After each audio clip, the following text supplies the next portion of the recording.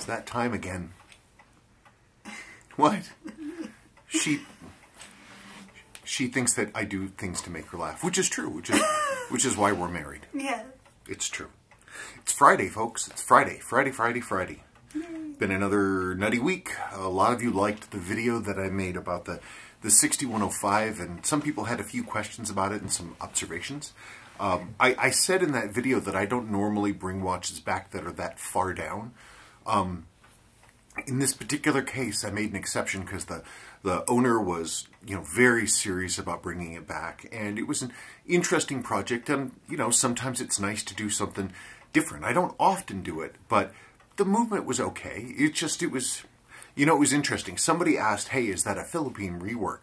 I don't know. I have no idea. I don't know what the history of it is. I could make a guess based on the things that I saw, which was lots and lots and lots of water damage and some case pitting and some really crazy repairs. Rather than replacing anything, funky repairs. Normally in a repair that's done in like a Southeast Asian country, or somewhere where the parts availability is not great, normally the repairs would be really jacked up and just designed to sort of fool and get the watch running long enough to make it sellable. The person who did this work took care in what they did. They did the best job that they could with what they had available. And the watch did run. It could have been better work, but it wasn't unskilled work. The person was doing their best with what they had. And I don't want to cast aspersions on any particular people or group or nation or nationality or anything else like that. The watch lived in a hot, moist environment and suffered, but the person who brought it back did the best that they could. But anyway, the watch came back nicely. I'm very happy with it. I'm looking forward to hearing what the owner thinks when he gets it, and I believe he actually should get it today, maybe today or tomorrow. We'll see. Anyway, that was my preamble. You stole one of my questions. I stole one of her questions. I'm sorry, you want to read the questions and I'll answer it again? Okay. From Steven UK1. This is a comment. I think Seiko might re-release the 6105 8000 8110 at Baselworld 2019. Baselworld. I mean, a lot of people are expecting that they're going to, because they've had this history of re-releasing the old things. What? I'm talking to you. Why are you pointing? Oh, you are? Yeah, I thought you were talking to them. No, I'm talking to them and you. I'm talking to everybody. Because we own one of the re-releases. We own one of the 6309 re-releases. I had the option to... we actually talked about it when the 62 MAS reissues came out, and Sabrina, you were like, well, if you think it's a good investment, and I'm like, and I looked at that thing and I had it loaded. I even had a special deal from the authorized distributor that would have given us like 15% off on it, and I was just like, I just can't do it, and I just couldn't do it, and I didn't do it. And then somebody sent one in for me to look at, and I was able to look at it in the flesh, and I was pretty pleased with our decision to not move ahead with that. I have one of the new SLA 025s, which is the reissue of the Marine Master, is also going to be coming in, and we're going to look at that pretty closely. The same thing. I'd like to see what it is, how it looks. I'm going to always be curious to see what Seiko does right or wrong, because they always seem to get certain things kind of funky. The 6105, if they do reissue the 6105, I really hope they do their level best to not reinterpret it. I feel like we talk about this every time. Well, everybody's asking about it. Everybody's waiting. Are they going to Seiko finally going to reissue the 6105? If they're going to reissue the 6105, if they're going to make it, they should make it like their version of the Submariner. They should make it like their core model. It should be their identity model. But they're not going to do that. They're going to make a limited edition that's purple, and it's going to be 2 sizes too large with AR coating, and it's going to be radio controlled, and it's just not going to be the right thing. I mean, they could make it the right thing, but they won't. I could see. I was thinking that it's kind of like E3 and Bethesda were supposed to do the right thing, and they did the wrong thing. Well, Bethesda's very good at doing the wrong thing. Yes, So that's but Obsidian is doing the right thing. Yeah, their new game looks cool. But anyway, talking about Basil World or whatever reminds me of me being like, what's going to happen at E3? I don't know.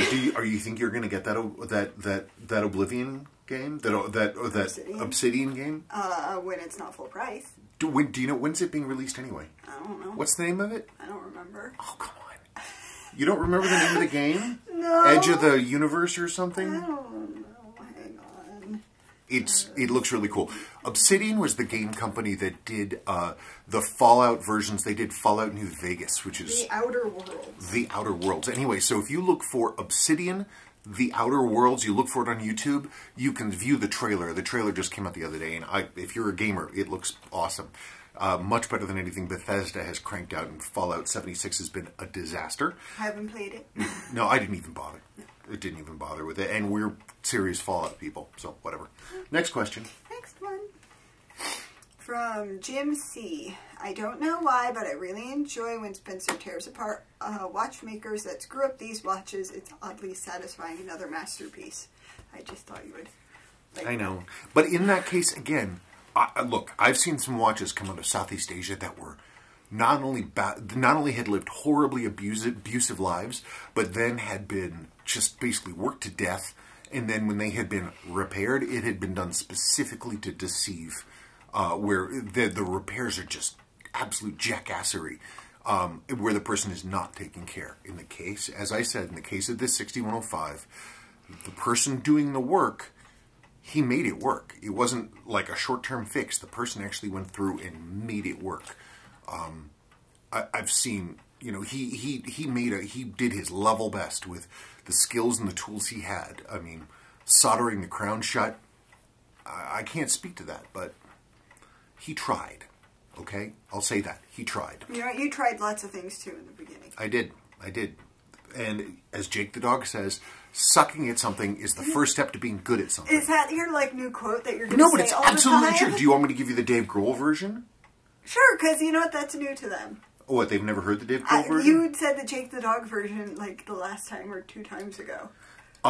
Dave Grohl of Nirvana talked about... Nirvana. Whatever. Foo Fighters. and Foo Fighters. He talked about basically the same ideas, that in order to get good at something, you have to start out at sucking.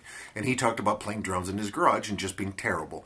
And he said, well, the great thing is you get better. You have to start somewhere, and you're going to be awful. But once you start, then you're going to be slightly less awful than you were the previous day. And I've had many, many instances of awfulness. But thankfully, it was not on anybody else's watches. Is on mine. I know. Anyway. I was there.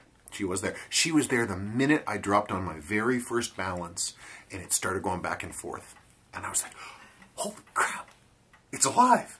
And you were like, and you were watching TV. I was probably watching SVU or Mad Men. Something. Anyway. From Bill Barfett. Hi, Bill. Really amazing work, Spencer. Do you have any before pictures or videos of this watch? I have been wearing my 6309 that I got from you almost daily. It runs great, looks great, and wears great. It's quickly become my favorite watch in my collection. There's a reason why those 6309s are so sought after. Talk about an iconic, perfect design. I love them because they're just... There's nothing spare. There's nothing extra. Everything is there for a reason. It's designed as a piece. They're really beautifully done. I don't have any before pictures of that 6105, but I do have a before video. It should be. I can put up a link maybe, but it should be if you search in the channel for JS 6105 8110. JS Seiko 6105 8110 with a dash in the middle, you should be able to come up with it. And you'll see that, you know, but you would be able to imagine what it looked like. It just, that dial, aftermarket dial and the aftermarket insert were in the watch. And all the other stuff was hidden, waiting for me to find it. I found it. Really? Yep, it's true. Wow. True story. From Eckhard Krieger? I've serviced a Bellmatic where someone had used glue to some of the components, especially the hairspring collet? Yeah, the collet. Okay. Because I mean, maybe it's Colette, but I always said Colette. I always said Colette. I don't know. We're Americans. Who cares? Because it was spread too far, and before the glue properly set, it got on the hairspring, causing the watch to run too fast. First, I thought it was a magnetism problem. Fixed that in a hurry. Second was a cracked balance wheel that someone tried to fix by gluing. A balance wheel? They tried to glue a balance? How would the watch work? Well, you can't do something like that. Also, on another watch, to increase end shake on the balance, someone scraped a notch on the movement plate to raise the metal and then put the balance bridge back into place. Now, that's an old school watchmaker's trick, actually. That kind of stuff where you go and you use a fine point metal thing, and you go and you put like a divot in to raise a little, like a... What are those things that, like a little, like just a little protrusion to sort of change the angle of stuff? That's old school watchmaking. Old school. But yeah, I still see that every now and then. That goes along with the same idea as using a staking set to close up a hole that's too worn. You bonk on it to give it to dent it, basically, to indent it, to squish it in, to make it. That's old school watch stuff. Glue, I don't know. I remember once looking, somebody had a big post about Loy's work. And if you know who Loy is, everybody knows who Loy is. Somebody had found pictures of, he's a guy in the Far East, but somebody found a picture of his bench that he posted, and it was an entire shelf of glue. That's like a lot of what he used. There are certain times when glue is unavoidable, but there aren't many of those times. Glue is really not your friend. And the fact, but gluing a balance wheel doesn't make sense. I mean, because balance wheels are so sensitive. They're so sensitive to any kind of changes in weight that would get it out of poise immediately. Like when I'm doing an adjustment on a Rolex balance and I'm using, you know, and I've got the adjuster screws going in. Oh, sorry. I've got the adjuster screws going in and out. I mean, you can, one tiny turn, one number turn, and you have to do that on both sides. If you don't do that on both sides, the balance will be out of poise. So using glue on it doesn't make any sense at all. That's nuts. You know, what can you do? All you can do when you find these things is to try to make it better for the watch. That's all you can really do. Was there anything else? No. Oh, well, what about the... And what's this? Oh, yeah. We are going to be putting up some more things on the website. For sale. Not this. No. For sale. This is just a for instance. I have a number of watches. Really? I do. So, like, this is going to be sort of a bargain option. This is going to go up on the website. It's a basically new Seiko. It's one of the orange. It's one of the orange text pilot watches. This is the one with the it's got the Japanese movement. I can't remember the name of the darn thing. It's got a Miyota in it. It's got a Miyota movement. So it's not like $1 million. This is a discontinued model. It has everything. It runs beautifully. It's in perfect condition, basically. The strap is a little moved, but that's it. So this will be a nice thing to pick up. So that's going to be available, and I'll work to get a couple other things in there as well. That'll probably happen this weekend. Yeah, I mean, check and see. As I have time and find things to put up, I'll do it. I've also been considering, we've been cleaning out the garage and the house, and oh, gosh, we have a lot of crap. And so I was actually considering having another section on the website of, like, neat things. Like, no, we donate everything because we don't think things are neat. I don't know. No, like neat things, like some of the vintage stuff that we've got, antiques that we're never going to put out. I don't know. Just an idea. It'd be nice to do something with them. What? We donate them. I know. But what if somebody out there wants something neat? Don't you need a Mahjong set? Everybody needs a Mahjong set. We have one, but we never use it. Did you want to talk about that last thing? Okay. My last jabber. Wait, hang on a second. I took a photograph a long time ago. Not a long time ago. I walked out of the kitchen and I looked, and the kids were all set up, and it was just a beautiful picture, this beautiful tableau, and I took a picture very quickly. And then on Reddit, I saw on the art subreddit a self-portrait of a painter, an artist who lives in France. And his self-portrait was I just thought it was awesome. Here's the self-portrait.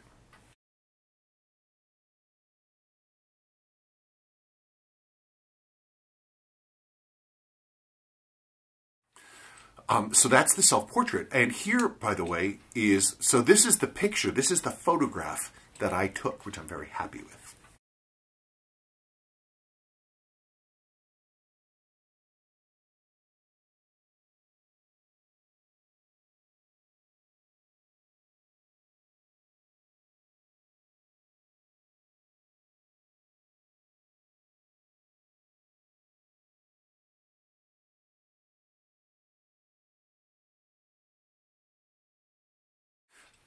So I got a hold of this guy, and his artist name is, his art nom de plume is Zingfried. His actual name is Claire Alexander. He's from Lyon, France.